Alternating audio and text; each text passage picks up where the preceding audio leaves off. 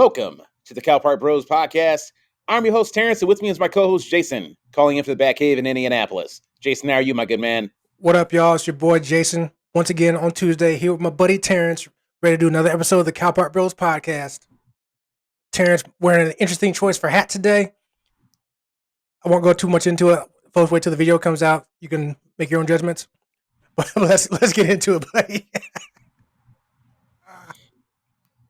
I'm gonna fuck you up. looks like somebody already did with that hat on, bro. So Yeah. All right. We'll see. Let's get to the show, bud. Yeah. Yeah. The live episode might be happening sooner than later. Thank you for listening. This is episode 41 of the Cal Park Bros podcast. For the uninitiated, Cal Park Bros is the podcast to hear. We are a weekly podcast for fans of culture, current events, sports, life, and entertainment.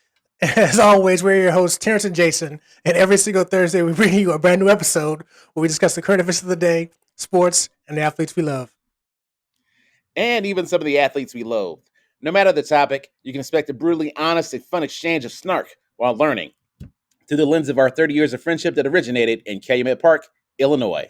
For folks, for more Cal Park Bros content, make sure you connect with us on Facebook, Instagram, Twitter, YouTube, and TikTok for more behind the scenes of the Cal Park Bros show and just to engage with us every single day. But most importantly, don't forget that the Cal Park Bros podcast is available to listen and subscribe for free wherever you listen to podcasts. Like us, love us, share us, follow us. And folks, if you like us, hell, why wouldn't you? That's right, folks. Like Terrence said, we are the podcast to hear and watch despite his hat, but make sure you're living it, loving it, and doing it. All right. No shade aside. First thing we're going to cover what an amazing weekend of NFL content and high quarterback play we experienced this past weekend. Every game was close. And not just close, but every game was good and close. You know what I'm saying? And so the cherry on top of that Sunday that was NFL Divisional Weekend, Jason, is that we had a game for the ages with the Buffalo Bills versus the Kansas City Chiefs that ended up going into overtime. And frankly, many fans on social media were so geeked up by the fact that, 25 points were scored in literally 2 minutes, if that. They didn't want the game to end. And Kansas City gets the ball in overtime. And basically that's the way it works with the current iteration of National Football League rules is if you score a touchdown in overtime, you win. The end. You got a lot of people saying that doesn't appear to be truly fair to both sides. I've heard other points of opinion about this indicating, look, you done had damn near 4 quarters to figure it out. Why do we need to keep, stretching out the game even longer? Especially when these cats got a game. One of these teams got a game a week from now. So, Jason, what are your thoughts as to what some NFL fans are saying? Oh, we need to change the overtime rules related to the National Football League. So first off, let me go ahead and say that I didn't see the game live, unfortunately, as far as on television, because I was occupied doing other things. I was keeping track of the game on my phone, like with the sports tracker and whatnot. And I will say, even from that aspect, to seeing the score changing so much in the last 2 minutes, I thought my phone was broken. I'm like, what's wrong with my phone, bro? But come to find out, that was actually legit. Like you said, 25 points in those last 2 minutes, which is nuts. So I think that's what is kind of going into why this is coming up specifically right now. It's really just living in the moment. So you mentioned that all the games were close this weekend, and they were, including the game in the Wisconsin state featuring the 49ers and the Wisconsin football team. Now, that game didn't go to overtime, but I believe the score was 13 to 10. And I believe it was a last-second field goal that won it for the 49ers. So what I'm wondering is, if that game had gone to overtime and not this Chiefs-Bills game, people would still be screaming out for changing the overtime rules. Or were they only saying that because of a 36 game went to overtime and it ended on the first possession? would they be saying the same thing if it entered 10-10 in overtime and ended the same way with a touchdown on the first possession? I venture to say probably not for most people because they wanted the excitement to keep going because they assumed that the Bills would come back down and score on the next possession, which they may have.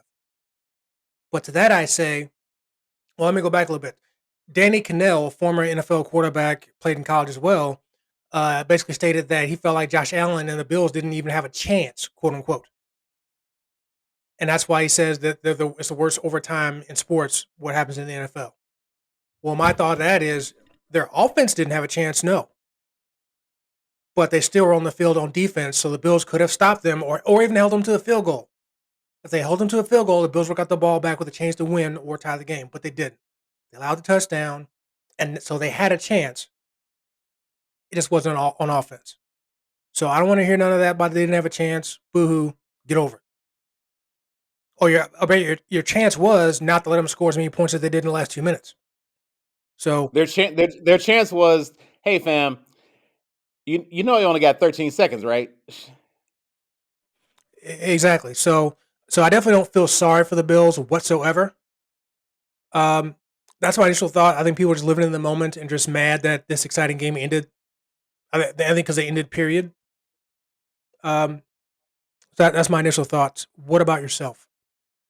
Yeah, I first off, I think props to you addressing the fact that look, if Pat Mahomes throws an interception, then what? That game in the last 13 seconds, that game's over. Congrats, the Bills win. But I think it's this idea where they feel like, oh, well, we're just gonna have these guys play pretty much until I don't know, like to me, the overtime rule for the National Football League is doing what it's supposed to do. If I can actually score a touchdown, and I think objectively we can acknowledge touchdowns are sexier than field goals. Agreed. Unless unless it's a field goal against Green Bay from one former Bear, Robbie Gould, then it might be as good as a touchdown. But for the rest of you mere mortals, touchdown, it's it's it's a more sexier uh, highlight. I mean, and it's definitive. There is no, oh, we didn't score a touchdown. No, you scored a touchdown, which means the other team didn't stop you from getting a touchdown. You don't like it, stop them. Not to mention, we had a Super Bowl decided in OT. Did we not? Pats versus the Falcons, for Christ's sake. So this is old news. Jason, I think you're right. People being prisoners of the moment, they feel like, oh, we got cheated. You didn't get cheated. The best fucking game, arguably, of all time. I wish every game could be like that. And it wasn't like it was bad defense. It's just the level of quarterback play was so exceptional to me, especially with the Bills and the Chiefs, man. Like we can talk about, oh, these guys are open. I'm like, well, it's not anybody's fault on the Buffalo Bills that Tyreek Hill is literally the roadrunner. Okay, you realize how disrespectful and yet awesome at the same time it is that you can give somebody the peace sign at like the 15 or the 20-yard line, And they're in front of and you. you know, yeah. Yeah. right. You can't do that in real life. You can't throw up the peace sign to the state trooper while you going 90. That's called speed privilege, son. It it's not that the defense was bad. It's that the offense is superior. That's what it is. And that's what's so impressive about the display of athleticism and just overall play is like, listen, I wish every I wish every wild card weekend could be like the divisional round was this past Saturday and Sunday. I really do. This is how geeked up people should have been wild card weekend. So that's just my thought, man. Not also if overtime isn't decided off of a field goal like it used to be for the national football overtime rules, then I really don't care. Listen, Buffalo got the short end of the stick this time. Who knows? They may get the benefit the next time. That is just the way life goes. I'm glad you brought that up because I was going to make that as a point of reference that if people remember what the old, or rather the previous overtime rules were, where they could end on a first possession field goal. Now now also they changed that because they recognized that that was definitely not fair at all. Somebody gets a good kickoff return, drive the ball 10 yards, boom, field goal range, kick that, game over. Now the same premise exists that yeah, if you don't want that to happen, then stop it. I get it. But what I wonder is, okay, people pushing or moaning and crying about the overtime rules for NFL changing. Well, what do you want it to change it to? Do you want to change it to the college football rules for overtime? If your answer to that is no, then I really got to ask you, what do you want to change it to?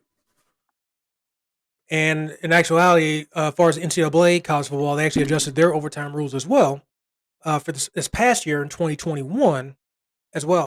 But basically, the basic gist of the difference between college football overtime and NFL football overtime is each team is guaranteed to have the ball on offense at least one time.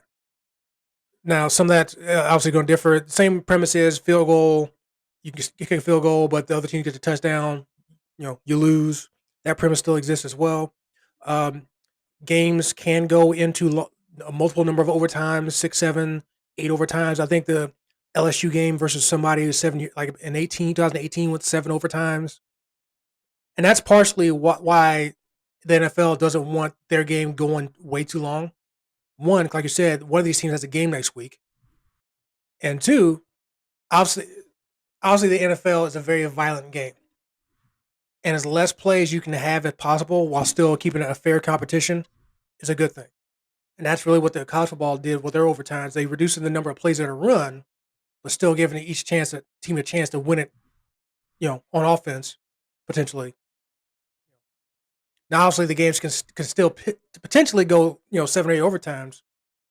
But again, I'll ask you, not to say that you're somebody pushing for the NFL overtime rules to change, but what would you think? Well, if it's not the college football rules, what can they really change in the NFL to make it more fair to both teams without having again going to 2 overtimes or even going the full length of the first overtime? I can't even think of anything. That was another thing too. Like Buffalo fucked up that kick. You're giving an MVP quarterback literally the ball at the 40. There's nothing I can think of to change because ultimately it's fine the way it is. I would much rather I look at this debate as something that like bookies want to feed more into. Like, hey, I bet we can have a parlay on how many overtimes this goes into or something like that. Um, and I can't wait for the hate mail saying I don't know what the fuck I'm talking about parlays because I don't bet on sports. It doesn't matter. Point is that you I think I'm not even approaching it from a purist perspective. I'm just saying, look, they don't say don't say it's not fair because Buffalo had as many chances to capture victory as Kansas City did. That's where it is for me. Is that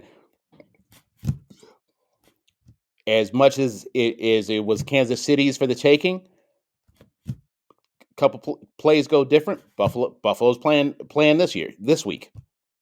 So don't make the fairness play because I don't think that's what it's about. I really don't. And on the flip side of that, I also don't think that many of these individuals were concerned about how much time was being taken up by these games either. It's like, hey, we just have everybody play until because no one's got anything better else to do Monday morning. Fucking degenerates. So yeah, NFL football overtime rules are fine. They're doing their job. Everyone should be like an NFL overtime rule because they're actually doing what they were supposed to do. So, those are my thoughts, Jay. All right. That concludes our segment on NFL overtime rules. Coming up next, we'll be discussing the Supreme Court ruling on the Biden vaccine mandate. Coming up next on Cal Park Rose.